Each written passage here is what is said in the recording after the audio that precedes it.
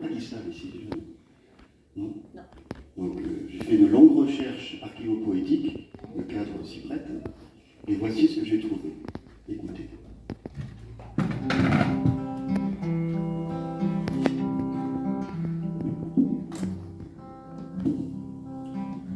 Un petit poème oublié par un poète un peu distrait, sur une feuille quadrillée à l'ombre d'un vieux marronnier, pleurait dans le grand vent d'automne de n'être écouté par personne, laissant couler des larmes noires qui ruisselaient sur le trottoir.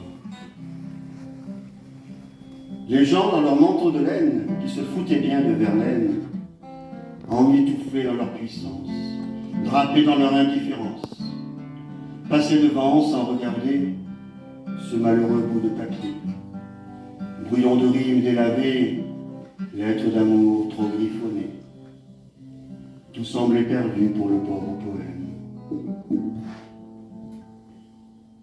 Quand, arrivant de nulle part, sans doute enfui d'une guitare, une charmante mélodie vint se poser tout près de lui.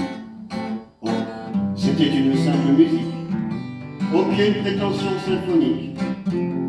Un musicien l'avait perdu et alors personne n'en voulait plus. En voyant son dos qui tremblait, sa clé de sol toute gelée, le poème pour la réchauffer l'a pris dans ses bras de papier. La mélodie vint se blottir au creux des vers dans un soupir, et leurs deux cœurs à l'unisson battirent le temps d'une chanson. Tous deux trouvèrent l'idée si belle qu'ils la voulurent universelle. Et c'est ainsi qu'en ce beau jour vint la première chanson d'amour. Et c'est aussi parfois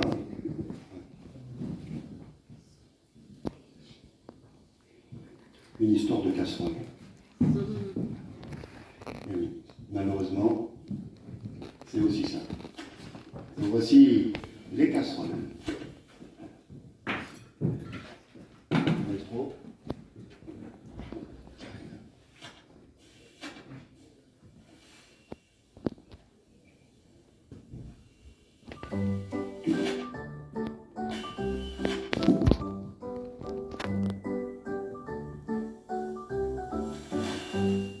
Elles font du bruit, mais pas toujours, sont parfois vêtues de velours, pendues au pare-choc de l'amour, elles transforment nos cœurs en tambours, les casseroles.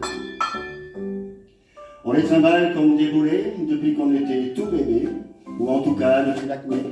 Et c'est à nous de les astiquer, les casseroles. On les trimballe depuis l'âge tendre, et on ne peut même pas les vendre. Si au moins on peut les vendre. Papa, maman, vous les reprendre, vos casseroles.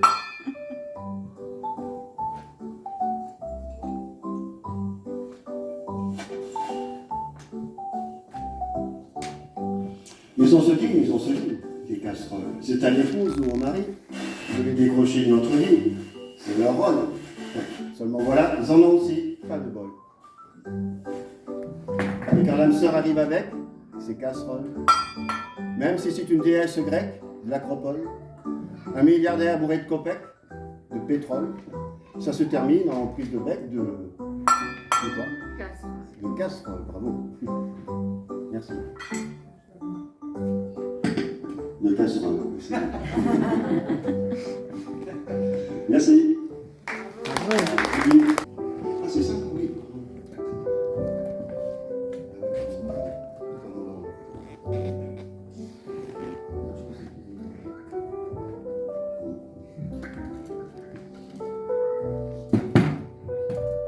Petite ambiance piano-bar. Vous avez le droit de vous servir un verre. Petit poème sur l'inspiration. Féminine, souvent.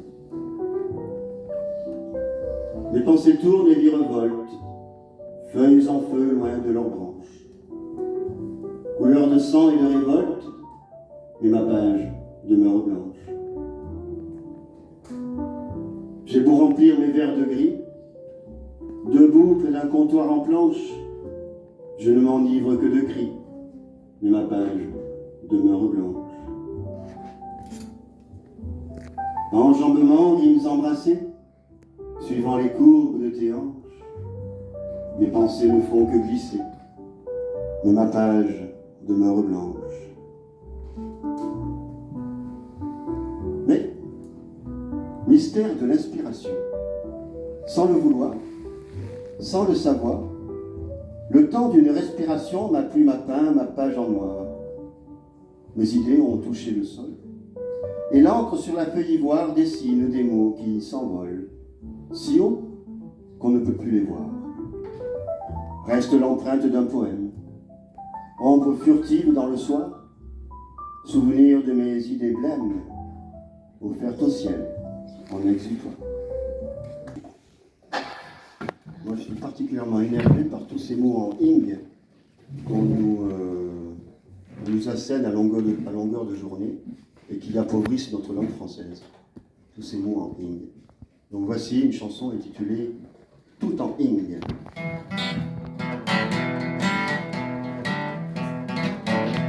On ne vient pas de l'époque Ming, ni du cerveau de Stephen King, ni prouvettes de Fleming, encore moins d'une chanson de Sting, créée par des bobos bling, grands adeptes du French splashing, sans doute au cours d'un lunchworking, en pratiquant le brainstorming, on débarque dans vos livings, pour vous aider dans vos plannings, en faisant dimanche de match cooking, vous pourrez faire plus de shopping. Où est la langue de Molière? Elle est tombée dans une ornière. Où est la langue de Corneille? On l'a jetée à la corbeille. Vous aviez déjà les parkings, l'aquaplaning et le standing. On vous offre le coworking et même des cours en e-learning.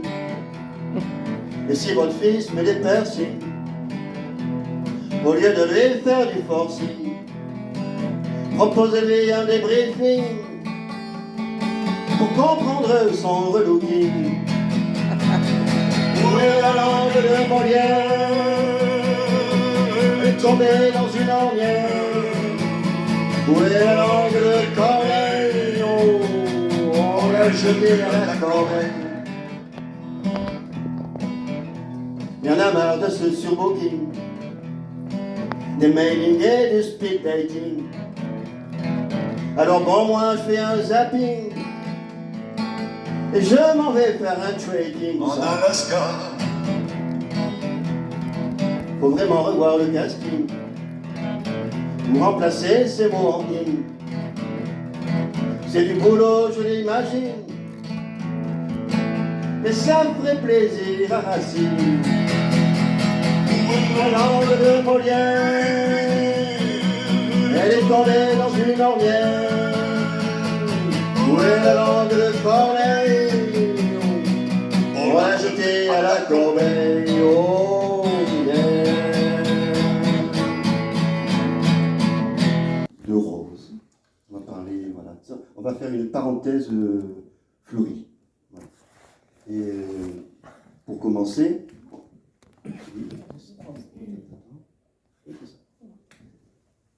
il est normal de rendre hommage au poète Ozone qui nous fait l'honneur de son invitation ici.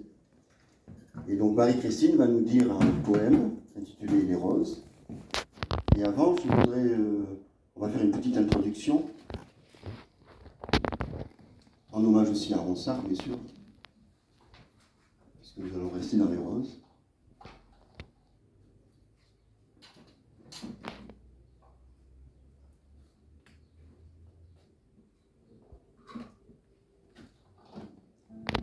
Mignonne, allons voir si la rose qui ce matin avait éclose sa robe de pourpre au soleil. À point perdu cette véprée, les plis de sa robe pourprée et son teint au vôtre pareil. C'était au printemps. La douce haleine du matin et sa piquante fraîcheur annonçaient le retour doré du jour. La brise froide encore, qui précédait les coursiers de l'aurore, invitait à devancer les feux du soleil. J'irai par les sentiers et les carrés arrosés d'un jardin, dans l'espoir de me ranimer aux émanations du matin. Je vis la bruine peser suspendue sur les herbes couchées, ou retenue sur la tige des légumes et sur les larges feuilles de choux, se jouer les gouttes rondes et lourdes encore de cette eau céleste. Je vis les rayons rosiers que cultive Pastéum briller humides au nouveau lever de Lucifer. Ça et là, sur les arbrisseaux chargés de brouillard, luisait une blanche perle qui devait mourir au premier rayon du jour. On doute si l'aurore emprunte au rose son éclat vermeil, ou si le jour naissant donne à ses fleurs la nuance qui les colore. Même rosée, même teinte, même grâce matinale à toutes deux, car l'étoile et la fleur ont pour reine Vénus. Même parfum peut-être, mais le parfum de lune se dissipe dans les hautes régions des airs. Plus rapproché, on respire mieux le parfum de l'or. Déesse de l'étoile et déesse de la fleur, la divinité de Paphos a voulu leur donner à toutes deux la couleur de la pourpre. Le moment était venu où les germes naissants de ces fleurs allaient se développer en même temps. L'une verdoie, couverte encore d'un étroit chapeau de feuilles, l'autre se nuance, déjà d'un rouge filet de pourpre. Celle-ci commence à découvrir la cime effilée de son obélisque et laisse poindre sa tête empourprée. Celle-là déploie le voile étendu sur son front, avide déjà de faire compter ses feuilles nombreuses. Et sans plus attendre, elle étale les richesses de son riant calice et livre au jour la poussière dorée qu'il renferme. Une d'entre elles, qui rayonnait naguère de tous les feux de sa chevelure, pâlit abandonnée de ses feuilles qui tombent. J'admirais les rapides ravages du temps dans sa fuite, et ces roses que je voyais éclore tout ensemble et vieillir. Et voici que la chevelure empourprée de la fleur radieuse se détache au moment où je parle, et la terre brille jonchée de sa rouge dépouille. Et toutes ces formes, toutes ces naissances, toutes ces transformations variées, un seul jour les produit, un seul jour les enlève. Nous nous plaignons, nature, que la beauté des fleurs soit fugitive. Les biens que tu nous montres, tu les ravis aussitôt. La durée d'un jour est la durée que vivent les roses. La puberté pour elles touche à la vieillesse qui les tue. Celle que l'étoile du matin a vue naître, à son retour, le soir, elle la voit flétrie. Mais tout est bien, car si elle doit périr en peu de jours, elle a des rejetons qui lui succèdent et prolongent sa vie. Jeune fille, cueille la rose pendant que sa fleur est nouvelle et que nouvelle est ta jeunesse. Et souviens-toi que ton âge est passager, quand même. L'insomme en peu d'espace, ignore là-dessus la place, il a ses beautés et ses choix, a vraiment marâtre nature, puisqu'une telle fleur ne dure que du matin jusqu'au soir. Donc si vous me croyez mignonne, tandis que votre âge fleuronne en sa plus verte nouveauté, cueillez, cueillez votre jeunesse, comme à cette fleur la vieillesse fera ternir votre beauté. Un âge certain a écrit toute sa vie. Donc c'est de... Et donc le premier poème, Rose, Le secret de la chapelle. Le secret de la chapelle. C'est assez fort.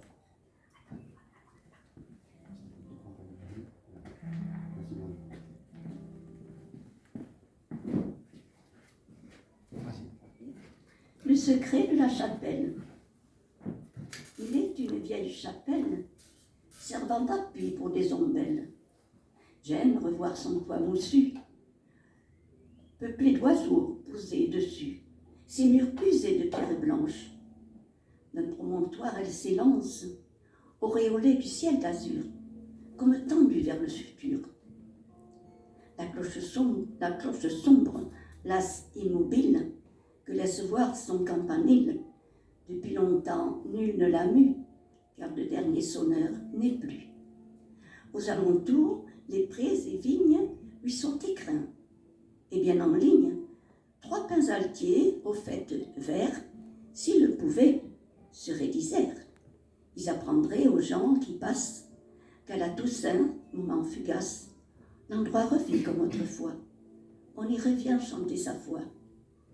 Mais entre-temps, porte bien close sur son parvis aux dalles roses, le vieux saint nourrit un secret par le chant des grillons bercés. Elle sait bien cette chapelle, Christ reviendra, restez fidèle au long des nuits, au long des jours. Son cœur attend le grand retour.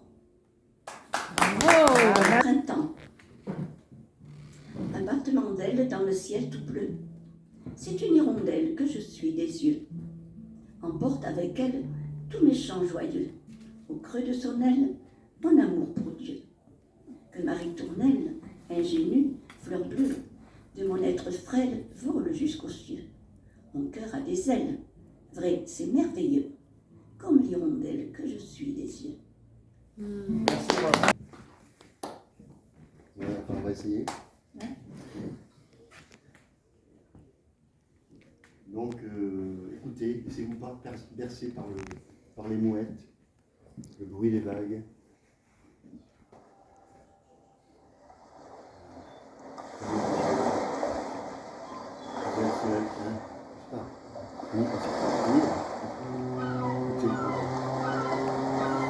Avec un peu de chance, on va même recevoir les embruns.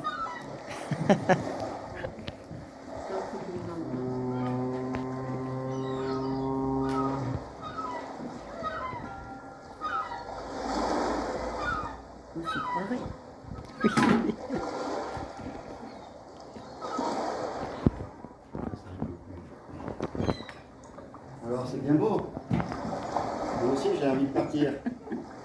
J'aimerais voyager, être un pirate, un corsaire. J'aimerais embarquer sur un train-mât, partir sur le plus beau des bateaux. Seulement, il y a Marie-Jo.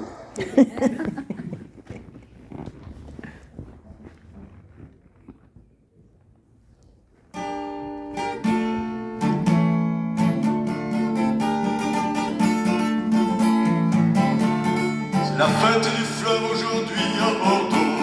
Hey, ah, Hey, ah, oh. C'est aussi les soldes du porte Didam, didam, didam, didam. Viens donc voir avec nous arriver les voiliers. Hey, ah, oh. Voici Marie-Jo dans les coups didam, didam, didam. Viens rêver avec nous devant les décréments. Hey, ah. Marie-Jo dit arrête de faire l'enfant. Didam, didam, didam, didam. Viens courir avec nous du bâbord à tribord.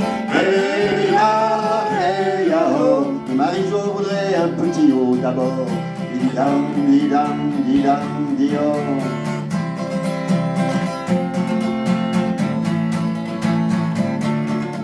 Vous pouvez vous marrer, mais un jour je foutrai le camp.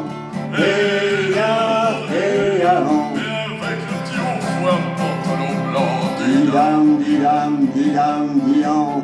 Je serai grand pirate ou bien corsaire du roi. Hey ya, wa. mais Marie, je veux t'offrir une cravate à pois. Didam, didam, didam, diwa. Je boirai de caviar juste avant l'abordage. Hey ya, Ouais, la bonne fout ta mère. didam, didam, didam. Un beau jour, moi aussi, je verrai aucun dos. Hey ya, oh. Mais faudrait tout d'abord que tu vires ma maison. Didam, didam, dio. J'affronterai le grand large et ses puissants rouleaux. Hey ya, oh. Mais avant, faudrait que t'apprennes à faire du bateau. Didam, didam, didam, didam. Ah, Marie-Jo, hein. Te laisse pas faire. Pourtant, j'étais bien armé quand même. Ah, mais oui, oui. Donc c'est bon, c'est pour la fête des mères. Donc un jour, dans le bus, au moment de la fête des mères, ce poème qui est né comme ça dans ma tête. Donc c'est à la fois la fête des mères et la fête des mères. Ça dépend comment on l'écrit, n'est-ce pas? Donc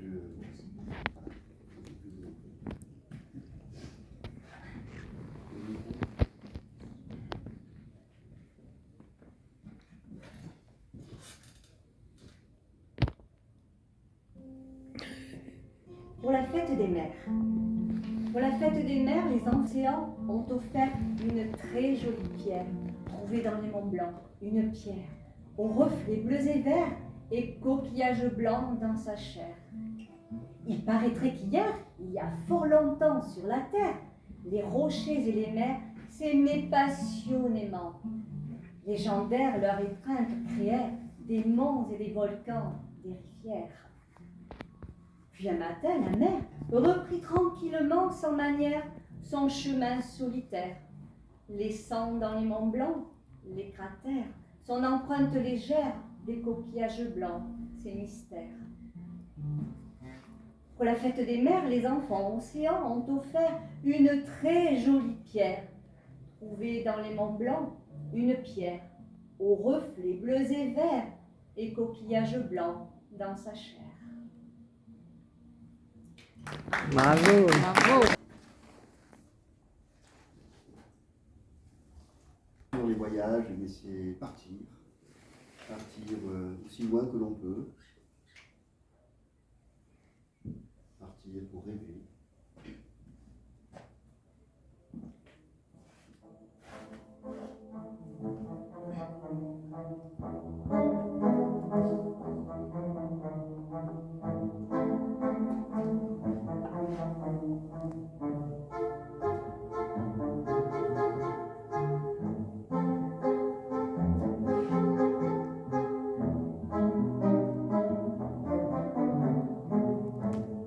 Partir, soulever de mes pieds la poussière des chemins, particules d'étoiles pour les enfants du béton.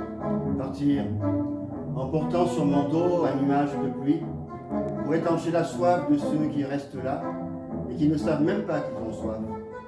Soif de vie et d'espérance, soif de risque et d'imprudence. Partir, loin des hommes, mais vers l'homme. Partir vers les tendres ailleurs des plages d'un poème. Plume libre et légère, emportée par les vents de mes déserts enfouis. Partir, dans le soleil de mes silences. Partir pour mieux t'appartenir. Et j'ai une sorte de bateau, moi. Donc voici le bateau, rêverie nocturne à ma fenêtre.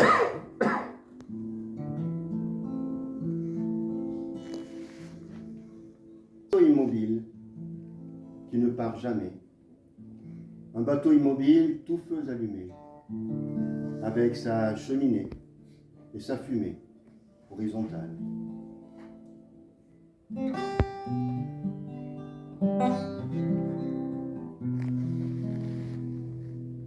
C'est un bateau immobile pour les rêveurs milliardaires, riches de leurs rêves et de leur austérité. C'est un bateau immobile près de son embarcadère, mirage dans l'obscurité qu'il ne faut voir que la nuit.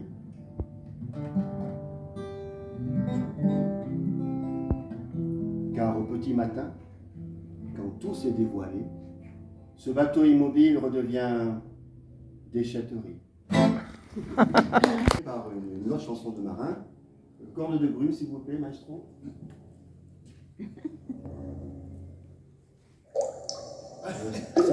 C'est pas une porte de brume, ça. Ça vient. Hop. Oui. Ça, c'est le embarquement immédiat.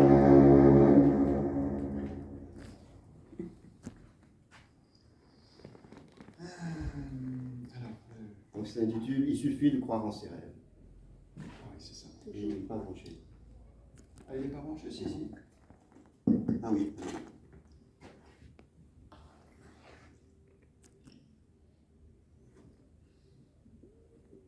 Voilà. On a beaucoup répété, hein. Oui. Mais ce n'est pas fini. Je suis témoin. C'est une chanson préférée, chanson préférée de François, je crois. J'ai trouvé dans ma maison. Ah non. J'ai trouvé dans ma maison un cahier de partition.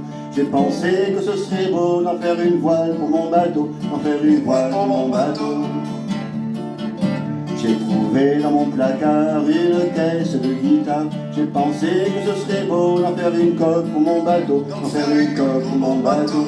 Il suffit de croire au rêve pour enfin franchir la grève, qu'admirer les dauphins jusqu'au bout de son jardin, jusqu'au bout de son jardin. J'ai trouvé sous l'abat-jour des baguettes de tambour. J'ai pensé que ce serait beau d'en faire des mâts pour mon bateau, d'en faire des mâts pour mon bateau. J'ai trouvé dans mon jardin un pauvre vieux tambourin. Je pensais qu'il serait beau en gouvernail pour mon bateau, en gouvernail pour mon bateau. Il suffit de croire au rêve pour enfin franchir la grève, admirer les dauphins jusqu'au bout de son jardin, jusqu'au bout de son jardin. Avec tous ces instruments, j'ai alors écrit un chant, une chanson de matelot pour naviguer sur mon bateau, pour naviguer sur mon bateau. Il suffit de croire au rêve, enfin franchir la grève, admirer les dauphins jusqu'au bout de son jardin, jusqu'au bout de son jardin, jusqu'au bout de son jardin.